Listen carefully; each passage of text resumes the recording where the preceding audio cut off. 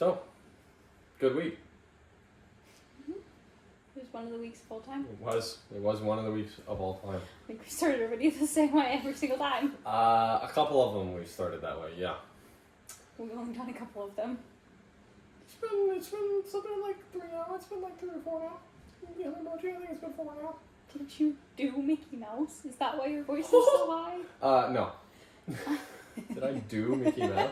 Come on, you know me better than that. You're right. Mickey would be doing you. Well, look, okay?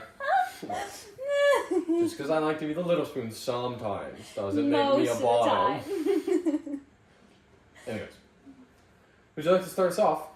With Steelers Bengals? Yeah. Yeah. That was a win. The Bengals. Yeah. Turns out the Bengals have 2 of the best receivers in the league still, and uninjured receivers. In the league, and with a competent, albeit old, but competent quarterback. So old. They can score really well. And the Steelers do not have 2 top wide receivers in the league. I don't even think they have 1 top wide receiver in the league. And their quarterback is also very old. And their quarterback is also old. In all honesty, it was a game. I don't know. It wasn't a very exciting. No, I mean, if you like, I don't know. It was exciting. Like, I guess you like cheering for old people. Yeah, I don't know. It was kind of fun. But, like, I grew up with Joe Flacco with the Ravens and Aaron Rodgers with the Packers. Like, they have been the quarterbacks of those 2 teams for my entire life. Like, are you saying I haven't? Hush. How old do you think I am, babe? Anyways, I know you grew up with them too, but you didn't keep up with football as much as I did. That's true. I only watched with my dad, and we only ever watched the Colts. Right. So like. And the Super Bowl. I kept up a little bit more than that. Yeah, well, you also watched a lot more than I did. Yeah. So like. And I just went to hang out with my dad. I don't know. That was cool, but like, honestly, I just had this game muted, and I was doing something. I don't remember what I was doing. I think I was playing for D&D that night. Like it was fun. Like, it was exciting, but like, honestly, I just didn't care. Like, but I don't know. I don't think the Steelers are as good as. I don't know. I don't think the Steelers are that good. Looking like, I don't know. They've invested. I heard a stat that was like, the past 5 years, they have always been like one of the highest paid defenses, and they're always like out of the top 10. And I'm like, how do you manage that? Like, genuinely, what goes on that you cannot, like, I don't, like, the Bengals offense is good, yeah, but, like, man, it's Joe frickin' Flacco. Like, I feel like Joe Flacco looked like his prime. He looked like he should have been playing for the Ravens in the Super Bowl. That's how good he was playing. I don't know. That was a depressing performance by the Steelers, in my opinion. Just man with them in his top 15. Well, look, okay, it was an oversight, I will admit. Rams Jags. The way we thought it was gonna go. I don't think either of us thought it would be 35-7. No, but it went the way we thought it was going to go. It did end up being. I mean, holy cow! Talk about a dominance. Like, that was really, and I don't think the Jags got a takeaway. I'm pretty sure Matt Stafford just threw for 5 touchdowns and they didn't have any turnovers, and that was the end of the game. Man, the Jags offense needs to get their shit together if they want to do anything. Like, I think their defense is good enough to keep them in most games. This game, didn't do a great job keeping you in it. But I think... And this is without Puka Nacua. This was without Puka Nacua. But I think, all in all, the Jags' defense is good enough to keep them in any game. But holy cow, their offense has not been there. Like, they've scored 19 points in the last 2 games. Like, that is not good enough. That's not good enough to beat the Colts. Right now, I'm not entirely sure if that's good enough to beat the Texans again. Like, I don't know. You've got to get your shit figured out on offense if you want to be anywhere remotely close to the playoffs this year. That's my take. And the Rams are back. They're back to Rams. I guess it's more. They lost that close one in overtime against San Francisco, went on their bye week, and then took it all out. Oh, no, they went to Baltimore. They beat Baltimore, and then they took it out on Jags. They just need a nap. So. Bears, Saints. Bears won. Yeah. Probably closer than it rightfully should have been. But, because I just say that because the Bears had 4 turnovers. Like, they got 4 turnovers or something like that. I want to say it was 4. I know they at least had 3 interceptions, and I'm pretty sure there was a fumble in there, too. How do you only get 26 points if you have 4 turnovers? Like, because you can't finish. I know, like, they were getting goal better get some ED meds. I don't know. There's another team later that we'll talk about who also had 4 turnovers and still won that game. The game. Yeah. I mean, I think you've said a couple times you can't have 4 turnovers and expect to win games, and yet we had 2 of them this week. Well, no, the Bears forced 4 turnovers. So they should have won by more, is what I'm saying. Well, if you don't capitalize. Yeah, the Bears definitely didn't capitalize. And frankly, I don't think they're... A lot of people are looking at their record, 4-2. They're like, they're going to do it. They're going to do something. They're going to do something. Probably not correct. I think they're losing both games to the Packers. I think they're going to lose again to the Lions. And they've already lost 1 to the Vikings. And they're probably going to lose the other one. Like, realistically, I think the Vikings are probably good enough to pull off another win. But even still, I think you get swept by the Packers and Lions, and frankly, that's just not get going swept to be by good. the Lions. I don't know about the Packers. The Packers haven't looked great. They almost lost to the Cardinals a couple. Well, we'll talk about that later. And they lost to the Browns. Browns. The Browns Speaking won. The Browns did win quite soundly. I was very excited for the Browns. I was happy for the Browns. Good breakout game for Quinshon Judkins from Ohio State. Man, the Browns' defense looked great. They looked so good in that game. Tua made them look amazing, didn't he? Listen, it's not just Tua. The Well, whole Dolphins team is just a disaster and a half right now. Admittedly, I'm still worried about the Browns. I think they need to get their passing game figured out a little bit. I think Dylan Gabriel only had like 15 throws or something like that. Like, he didn't do a lot. Granted, he didn't need to. So, I'm not saying it's a problem. But, if you're going to win games against better opponents than arguably the worst team in the league... You gotta start... The Jets are worse. By record, yes. And I don't know. Yes, they lost the head-to-head. I think the Jets would still lose to this Dolphins. That's why I said arguably. Anyway. The Browns have more work to do, but all things considered, this is a good win. Now we have the Patriots and the Titans. I was wrong, okay? My first spot may not be cursed. Now, we have one data point proving it's not cursed, and a multitude proving it is. So I don't know if one fully exonerates it. And what are you going to do this week in your power rankings? We'll put the Colts at number 1. And why are you putting them there? Because they're playing the Titans, and if they lose, I will be sorely disappointed. No. Why are you putting them in your number 1 spot? Because you were right, and my first spot isn't cursed. And I don't the Colts are the number 1 team. There you go. That's what I wanted to hear. And they may not stay at the number 1 spot if they lose to the Titans, and I decide my number 1 spot is in fact cursed, and that this was a fluke. Besides the point, they won't lose to the Titans. There's not much to talk about in the game. Similarly, there's not much to talk about in the Chiefs beating the Raiders, other than the fact that you picked the Raiders. Were planning on picking the Chiefs and just forgot to switch to and then didn't want to own up to it in the middle of the video. Because that's ridiculous. I mean, frankly, that game should have gone no other way. The Raiders are really bad. The Chiefs are really good. So I would not say really good. Eagles-Vikings. Not as expected. The Vikings almost had it, to be fair. But a couple costly turnovers, and that'll do you in. Turnovers have been a big problem for the Vikings. They've had quite a few this year. They're not the only ones. Yeah, they're not the only ones.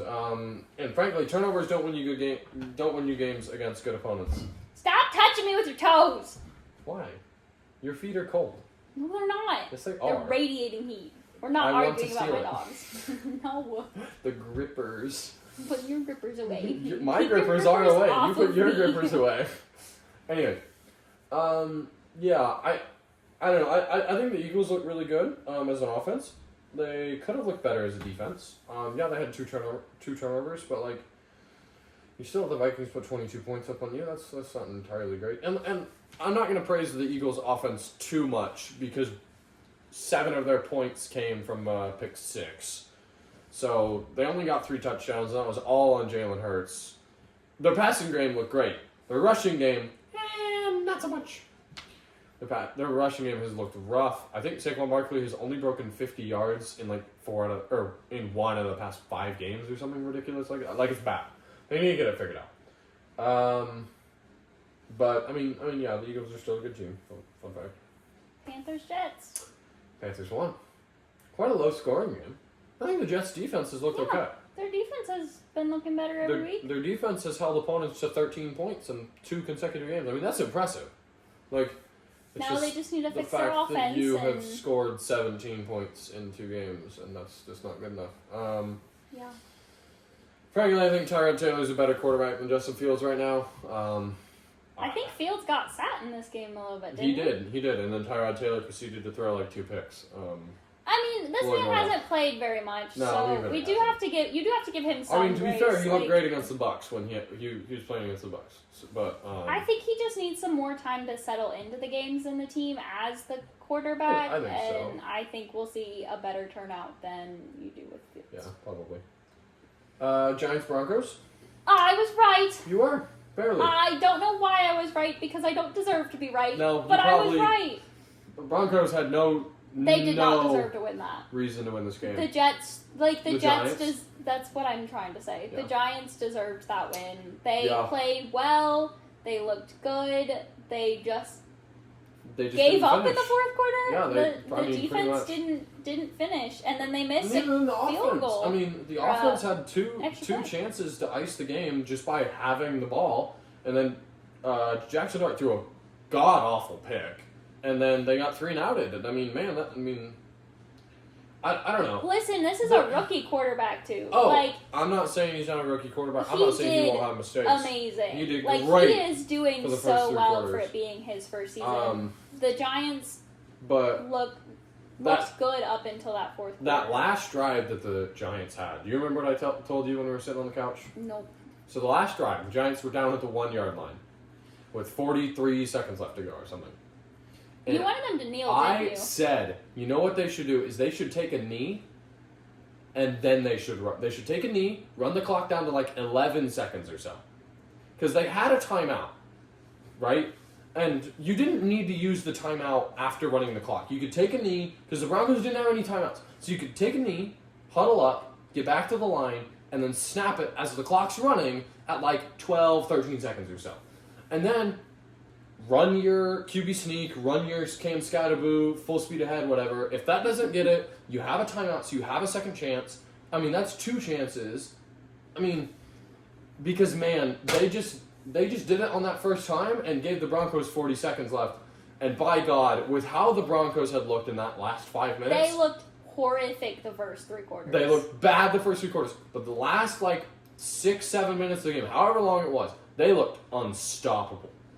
And God damn it, I would have rather, if I'm the head coach, I would have rather lost that game missing my touchdown than lost the game to that field goal. Like, genuinely, if the extra point had been made, it wasn't going in. And if the extra point had been made, we can argue about it. But frankly, the way that they were playing in the fourth quarter, Broncos would have won in the overtime. If I'm head coach Dayball, I'm saying, look, we're going to make you earn it. Or, no. Yeah, we're going to make you earn it on defense. We've been beating you on offense. We're going to make you earn it on defense. I want the ball to end in my hands. Yeah. Because frankly, that Broncos offense was unstoppable the last 2 drives. Last 3 drives since that happened. And I said it. I would take a knee, and then I would run it in, and then, I mean, zeros on the clock would be perfect, but, man, nobody's going 80 yards in 5 seconds. Like, that's just not happening. Outside of a Hail Mary, which is technically possible, but Bonix doesn't... I mean, his arm isn't quite there, in my opinion. That's what I would have done. And I said that, and I said, look, they're going to run it, they're going to ignore what I say because I'm some idiot on the couch, and then the Broncos are going to kick a field goal. And lo and behold, that's exactly what happened. And you know what's better? Is the Broncos didn't need a really bad PI to get down the field. The Giants were saved by penalties to get down the field. The Broncos just did it because they're better. Like... Yeah. To be fair, I think the Broncos are the better team. I do too. I think the Giants should have had the win, though. I just was not impressed with the Broncos leading up to that game. I was not impressed 3/4 of the way through that game. I'm frankly still not that impressed. I'm not either. I agree. I think the Giants should have won. But I also wanted to say, I told you so. No, that's on fair. that Like, game. So, and they have a tough game next week, and we'll talk about that later. True. So we'll see. Colts, Chargers. W for the Colts. Best record in the league by a win. Yeah. 6-1 alone, They're doing great. which is insane. Realistically, I think it should be 7-0. But, Well, you can blame Donnie Mitchell for that. yeah. Somebody decided to show off prematurely. Frankly, I think the Chargers look decent in this game. Okay. All things considered, I think the Chargers look really solid. But frankly, they're just playing They a look better like opponent. highlighters. But that's Well, that is true. They did look like yellow highlights. I mean, like dried out yellow highlighters, Yeah. not even like But- your full fluorescent. I mean, they were just outplayed in this game, and that's as simple as it is. I think they all in all played decently. Justin Herbert had 2 bad picks. I really don't think Justin Herbert's that good. Everyone, I'm so tired of the Justin Herbert glazing, because everyone says the stats. Everyone says look what he did in college. Everyone says look what he's doing. Frankly, he cannot execute. Like, in my opinion, I'm not denying he's a good quarterback. I'm not denying that he could go win a Super Bowl. But man, people are way too high on him. Like, because at the end of the day, he hasn't won a playoff game, and he has been there for like 3 or 4 years in a row now. Every year they're for wild card exit. Like, I don't know. I just haven't been impressed with the Chargers. But anyway. Commanders, Cowboys. Cowboys won. I was disappointed in the Commanders. To be fair, we made our picks before we knew about all the injuries or I guess it would just be Deebo Samuel and Terry McLaurin, really, their top 2 receivers. So Washington went into this game without their top 2 receivers, and then in the process lost their quarterback again. Yeah, it was a rough game for them. So that didn't help at all. Man, I don't think the Commanders are going to be that good this year. A lot of people were saying the Commanders could challenge the Eagles for the East. I have not seen it. Even with Jaden Daniels on the field, man, I'm just not convinced. Cowboys look decent, all things considered. I mean, their defense stepped up a little bit this week. Granted, they weren't playing a very good team on offense, but I mean, win's a win. They're at 500 now. They're 3-1. So who knows? Maybe they will be the challengers in the East for the Eagles. I think they could probably take the Eagles. I think it'd be close, but I think they could probably pull it off. I don't know. I'm concerned about the Cowboys' defense too much. Fair. Genuinely, I think I'm way too concerned give about it their a few defense. more weeks. Give them time to still keep getting it together. Yeah, and maybe. they could take So it. I mean, they have a good test. They're up against the Broncos next week. That'll be a good game. I think we'll learn a lot about both those teams when they play each other. Yeah. Hopefully, because I'm tired of not knowing who's good. Hey, we know one team that's good. That's true. We do know one team is good. Okay. Green Bay versus the Cardinals. Listen, I was almost right on that one. You were. The Cardinals looked okay in that game. I'm a big advocate for Jacoby Brissett. I think he's better than Kyler Murray. There, said it. I think they had some mistakes that cost them the game, but I genuinely All things considered, I think Green Bay has a better roster on paper, and they probably should have won this game by a lot more. But man, they didn't look good again. To be fair, they haven't looked good. The ghost is back. They haven't looked good the last several games. yeah, I'm concerned. I'm concerned about their offense. Their defense has really impressed me. I mean, they came up with 6 sacks in that game. I'm concerned about their offense. All you were saying the whole game is I'm concerned about Green Bay. I'm concerned about their offense. I'm concerned. You probably said that about 20 times. I don't understand how such a talented roster on paper can perform so poorly. I can. It's because of poor leadership. Okay, but Green Bay has historically had top leadership. But if the forms of leadership are not what the people on the team respond well to... That's fair. A lot of people are saying this is Jordan Love's year. I don't know if I fully agree with them. I don't know if Jordan Love's fully the answer. I don't think so. Because frankly, I haven't been super impressed with Love this year. I don't know. We'll see. I don't remember who they play this week, but we'll find out, I guess. Falcons, 49ers. I was right again. You were, and I, frankly, was very glad. I'm very glad the Falcons lost. I'm quite surprised. I don't know how you can go from beating the Bills by 10 points to losing to half of the 49ers team by 10 points. Less fire when you come out? Less of, this is going to be a tough win? The Falcons are just a paradox to me, though, because they can shut out the Vikings. Great. Good job. Vikings are a good team. Good for you. And then get completely shut out by the Panthers, who aren't a good team. And you look at them going, oh, it's the Falcons are just bad.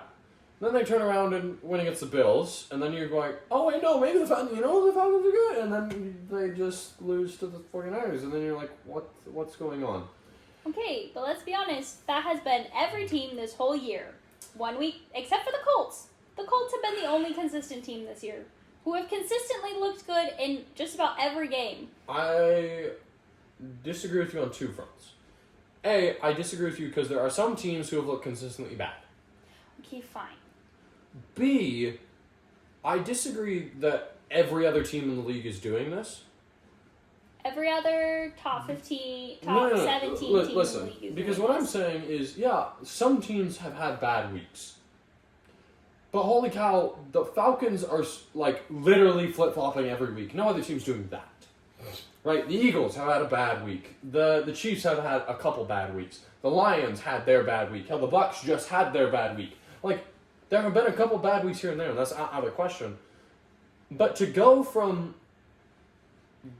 shutting out to getting shut out to shutting out to getting shut out... I think other teams have been flip-flopping. I just don't know if it's been as intense flip-flopping as maybe. this one is. Because, I mean, like, Green Bay lost to the Browns and then went back and won, and then lost to a bad team and then went back and won. No. They lost to the Browns, tied to the Cowboys, then had their bye, and then have now won 2 straight. But they barely won in this game. Like, it was not a good win. I don't know if they actually deserved that win or not. Monday night. Last doubleheader of the season, thank God. Bucs Lions. Bucs Lions. I was really disappointed in this game. I was. And I was really disappointed in some of the refs. Like, double, what was that double challenge thing? Like, yeah, I don't know. I didn't know you could double challenge. No one ever went to double challenge. So it wasn't a double challenge. What happened was Dan Campbell challenged whether it was a completion or not. His challenge failed. The ref said it's a completion. And then it went to booth review where the booth said, look, he was short of the line to gain. But if the challenge hasn't been made on the short of line, you can't upset that. That wasn't what was challenged. There's no reason that you should be able to go back and if you're re-reviewing a play for one thing, something else shouldn't also be reviewed at the same time. If he had said, I'm challenging this play on downs, and then the man had fumbled the ball, you can't turn it over and say, well, he made the downs, but he didn't actually catch the ball. Like, that's not fair. So, the issue is that the NFL has implemented a system where the booth will call in and say, you got the spot wrong. That's happened a couple times now. But it's been on a challenge that they've said that this is wrong, hasn't it? No. Not on a challenge. Okay. That's what's new about it. Is that it was on a challenge that they... Because it's been like the 2-minute mark, right? That they've called in and said that? No. So this is how it works. So if it's within 2 minutes, if it's in the 2-minute warning, all scoring plays are reviewed by the booth. Right?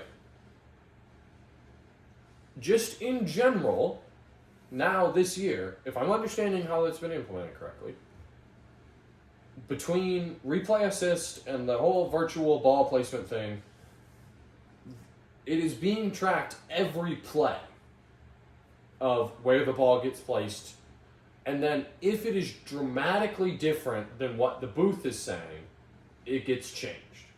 For example, on that play, it went from being a first down to not a first down. So that is dramatic enough that the booth called in and said, look, it wasn't a first down.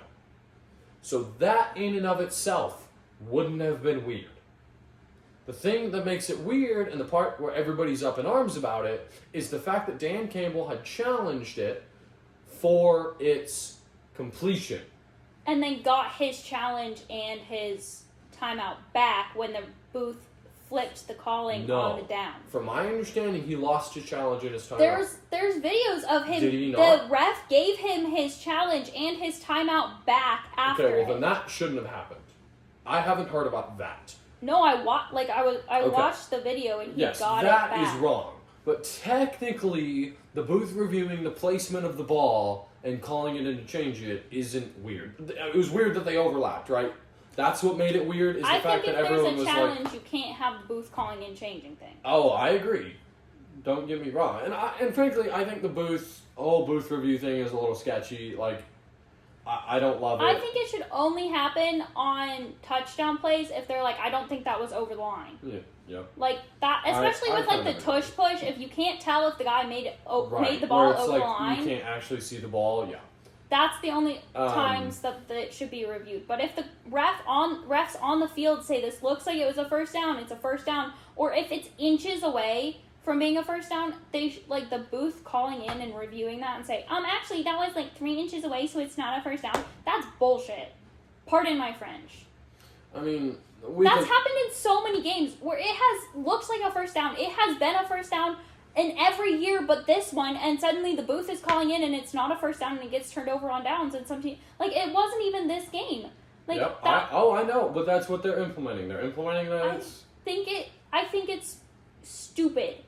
It's messing with people playing good football, and they're just worried about, like, if you get it 2 inches short, it shouldn't matter. You were there. You were so close that the human eye couldn't detect it, so these sensors shouldn't be. And what if the sensors aren't calibrated right, and you were over the line of scrimmage, and their sensors are just BS? I mean, at this point, it doesn't matter.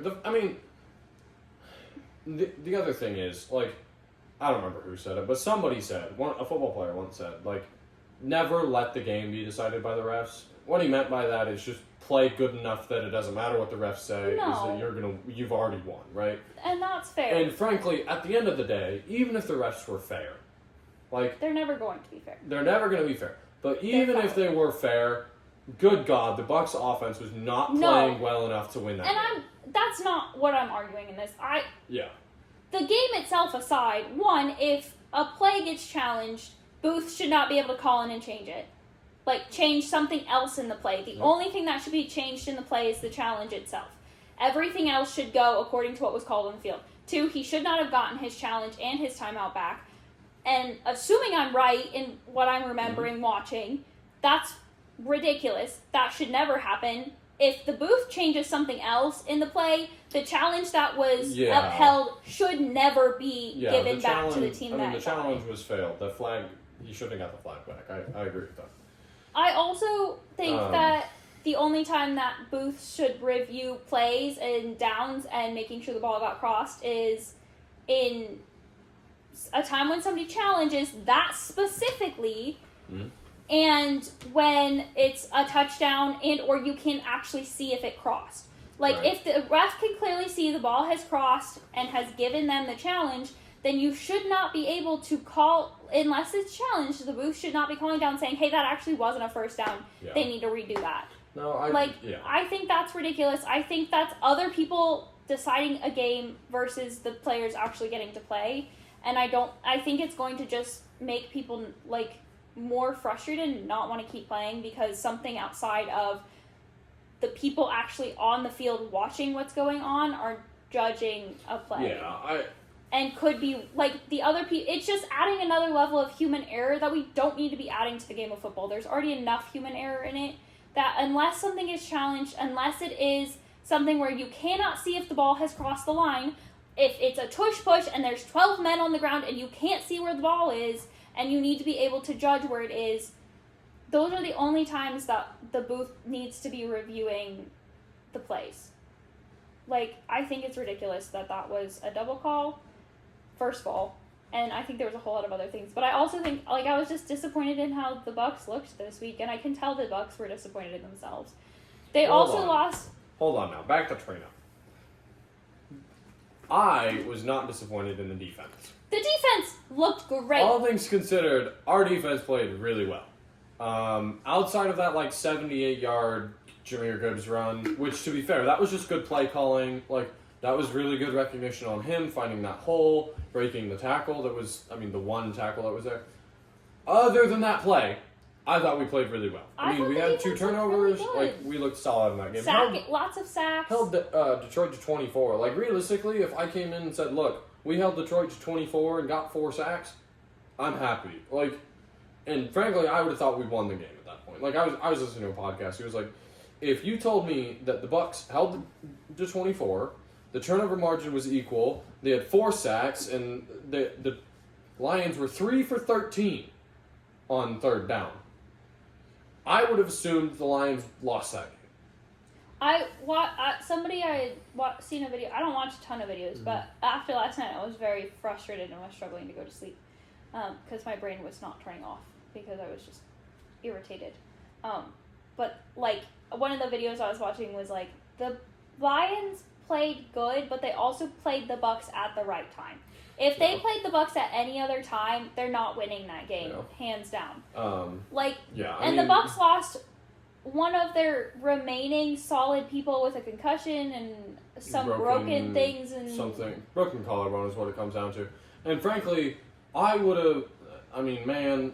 It sucks even worse that this was a loss. And that happened. And that it was such a low-scoring game for the Bucs. Yeah, because frankly, if we had won this game and Mike had been hurt, I would be here. I would be saying I would gladly have lost that game for Mike not to have been hurt. Because now Mike can't get 1,000 yards. Yeah. He's out for most of the season, as Todd Bowles has said. If he returns this season, it will be week 16, week 17, or a playoff run. And by God, I hope he makes it. I hope he's back for the playoffs, and I hope he gets 1,000 yards in that. He can't. Do you realize how many yards he would have to get every? I don't know what he's at right now, so I have. He's no at 150. Idea. Oh, then it's a lot. Right. So it's a ungodly. If he was at more than that, then that would change. Also, things, B, those yards don't actually count toward the record. Oh, that's because it's only regular season yards. Yeah. And Mike is from the videos you were watching today, Mike is such a key person in that room, and so for him to be injured is just not fun. And first of all, I respected the coach. He came out and was like, listen, our players didn't play great, but we didn't call things right. Our play calling wasn't right for what was going on, and that's on us. And man, I was angry at the play calling too. Looking back at that game, holy cow. I had a stat somewhere that was Baker was 0 for 8 on 20 yards, passes of 20 yards or more until the Tez Johnson touchdown. And if I'm the offensive coordinator, I would be livid. How does that happen? You get an exhausted quarterback in with a very bruised up team, because I feel like that's on me as the offensive coordinator. Yeah. If I'm the offensive coordinator and my guy has missed 4 or 5, I'm looking at it and I'm going, okay, we need to stop because something is wrong with him. He's not feeling it, and I get it. Josh Grizzard's new. He hasn't seen Baker flustered. He should have, considering he was the third down coordinator and I want to say the QB coach last year. So he should know what Baker looks like flustered by this point.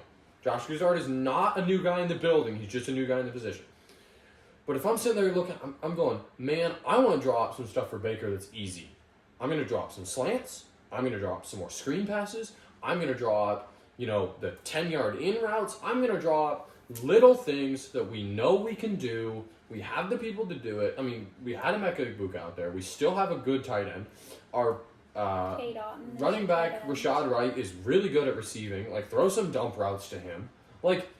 Emeka didn't really start to look like until Mike was out. Yes, the but end of the game when he started to get his groove back. Emeka Egbuka, he got 4 for 58, and frankly, on 75% of snaps, that's not bad. He was targeted 12 times. How? How do you miss that many times? Emeka is like, oh man, it's frustrating. Like. Tez Johnson, though, Tez Johnson is playing really amazing. well, and he's going to need to keep playing well if we're going to miss Mike, especially if Chris Godwin's not going to be back for another couple of weeks. I don't know the latest on him, but I've been very I've been overly impressed with Emeka, but Tez Johnson has come up and he has clown-sized shoes to fill. But he is filling them. Yeah. He has exceeded, I think, every expectation for him coming in. 100%. I mean, as a 7th-round receiver, a lot of people wrote him off. And frankly, I heard somewhere somebody said, it was either Baker or Tez talking about it, but in training camp, in meeting camp, whatever it was, before the season, Baker had talked to Tez, one-on-one, the two of them. And Baker said, because I think Tez was asking questions, something, and Baker said, "You'll get your moment." Baker was no, you're gonna get your shot, and you just gotta be you're gonna get it. And by God, Tez has gotten his shot, and he's been taking it. He is taking every ounce of his shot that he's gotten, because man, he's looked solid. Admittedly, the only true play call that I didn't watch the whole game, but the only true play call that I look at and I go, that was a god-awful play call, is it was a 3rd and 7, and we got a screen pass. And I'm like, why are we doing a screen pass at 3rd and 7? If we're winning the game, sure, whatever. But holy cow, we're down by 14 at that point. We cannot be throwing screen passes on 3rd and 7. Yeah. Okay, let me rephrase that. We cannot be throwing outside screen passes on 3rd and 7. Because it was a screen pass where, a wide receiver was out there, K-Dot was supposed to get out there, and a lineman was supposed to be out there. On the sideline. And I'm no, that's going to get blown up. The Lions' defense has been playing too well. They've been too fast. It doesn't matter. We're not going to be able to get all the guys out there. If you're going to call a screen pass on 3rd and 7, call an inside screen pass where all your linemen are already right there. Hell, put everybody out. I don't care who the fuck it is. Get somebody off the fucking bench and just put everybody out wide. Put 4 guys out wide, right? Have your lineman and have your back. I think that's 7. I think that's 11. 4 plus the 7 inside. Yeah. And then you can't have 12 guys on the field. No, you can't have 12 guys. And then snap it. Your right side of your line is gonna release. Hey, Bucks, I think you might need a higher. Frankly, I don't think it's. I mean, it would have to depend on where people are. Maybe you wanted to go left side because that's where Tristan Wirfs is going to be, and that's where Aiden Hutchinson isn't. And then just let them release. Let Baker get because nobody's catching Rashad. None of those linemen are going to catch Rashad. Just let Rashad do a little move. I don't know. Long story short, I don't think this is the end of the Bucs. No. They have New Orleans next week. I think New Orleans is going to take all of the Bucs' anger. Because frankly, I mean, the Lions had a shit game last week, and no one was saying it's the end of the Lions. I still feel that way about the Bucs. They're going to drop a little bit because, their offense performance was bad. And frankly, Baker Mayfield just didn't look good. He looked flustered the whole game. He was overshooting people the entire game. It was just a bad game for him. I think I'm glad he only had the 1 pick. He only had the 1. Which is still all good. things considered, I'm happy with the 1 pick. So many of his passes were getting tipped and realistically, looking at his stat line, it's not horrible. Outside of the fact that you went 28 for 50. If it was 28 for 36, that stat line is great. Yeah. Good. Good stat line against the Lions. The Bucs know, the way they were talking, they know what they need to go fix. The Lions had a good game. I don't know if it was a fluke or not, or if they just caught the Bucs on a really bad day and it messed with them. I don't know. I think the Lions are still really good. I know you think the Lions are really good. I'm hesitant to put them up too much higher. I think they'll probably go up a little bit, but my thing is the Lions had no one. in their secondary. Like, they had... On defense. On defense. They had one of their 6 starters in their secondary. And holy cow, everyone and their mother was expecting a blowout. Genuinely, so many people were expecting a blowout. And the fact that you were able to hold what has been a lights-out Baker Mayfield and wide receiver room of literally anyone at this point to only 9 points is really impressive. Like, that says a lot about the coaches. That says a lot about their, like, hiring team. Not their hiring team, but, you know, their scouting team. Like, the guys these are picking up. This is not the same this is not the same Lions defense as it was last year. Because the Lions defense last year that we saw, the one that folded against the Commanders, yeah, that would not have survived the Bucs. No. But, man, this Lions defense looked good. It did look good. So, anyways, moving on. Texans Seahawks. You were right on this one. I was. Despite the fact that the Seahawks turned the ball over 4 times. This is what we're alluding to. But that's how bad the Texans offense is. And how good the Seahawks defense is? I don't know. Seahawks defense is okay. I mean, they've held their opponents to less than 20 for 2 weeks now. Like, they're okay. I mean, outside of the game against the Bucs, I think they've held their opposing offenses to like less than 25 every game. I want to say that. I don't know that for a fact. Somebody correct me in the comments. Long story short, really good offense against really good defense versus really bad offense versus really good defense. It's pretty cut and dry. I don't think the Texans picked it over. I don't think the Texans, like, upset is out of the question. It was like the one true... Especially how bad the Seahawks looked in that game. Like, 4 turnovers is not great. Like, if it was any time for an upset to happen, that was it. Like, that was the Texans' chance to win that game. And they didn't but do it. But they couldn't execute. But that's it. We did do We did. a challenge this week. We did have a challenge against Life of Air Gnome. Or Airwolf. We're the gnomes. They so by our calculations they won by 2. by 2. It was 18-20. We had 18, they had 20. It actually came down to the Monday night games. The Seahawks Texans one didn't matter because how we split. But they both took the Lions, we both took the Bucs. We were tied going into the Monday night. Now, the ladies were right about the Broncos. The ladies I would just were. like to point that out. What was the guys were right with the Seahawks. Was that the only one where it was guys and girls? I think so. That was the only one. Yeah. We were all right about the Eagles. All 4 of us picked the Eagles. Anyway. We have challenged them again. In our communications with them, they've informed us that it was a tie with their calculations. So if you're watching this, look again. I don't know. We'll take a tie. We'll definitely. We are more than happy with a tie. If we tied, you know what? We tied. Whatever. We tied. I'm a people person and not. I've done the math at person. least twice. I'm an engineering major, and we lost by 2 points. So take it or leave it. We have challenged them again. They have agreed to the challenge. Yeah, I think we're doing this again. They are down. We will need to figure out if we're doing this every week. Or not. Or, like, if we want to do any other special events or anything. It could be cool to, like, do a watch party for a game. That'd be cool. Anyways, so stay tuned for that. This week, we're splitting up our preview and power rankings videos. Keep them a little bit shorter. Our last one was an hour long. Because we had to talk about the challenge thing. It was a lot. So we're splitting it up. Hopefully neither video will get longer than half an hour. Because up until that point, I don't think we had gotten much more than like 45 minutes. So they should be relatively short. And historically, you haven't explained your power rankings. That time, you actually explained all of them. Or explain the chunks a little bit. But anyways, if you liked the video, hit that like button down below. Don't forget to subscribe and leave a comment. Tell us your biggest surprise this week in the matchups. Or your frustrations about... double turnover thing. Anything. The Lions game. Be frustrated that you're a Raiders fan and got blown out by the Chiefs and you I was actually cheering for you, to be fair. Oh, I didn't we want all the were. Chiefs Nobody to wants win. the Chiefs to win. But that's going to do it for us here. Thank you. We'll see you there.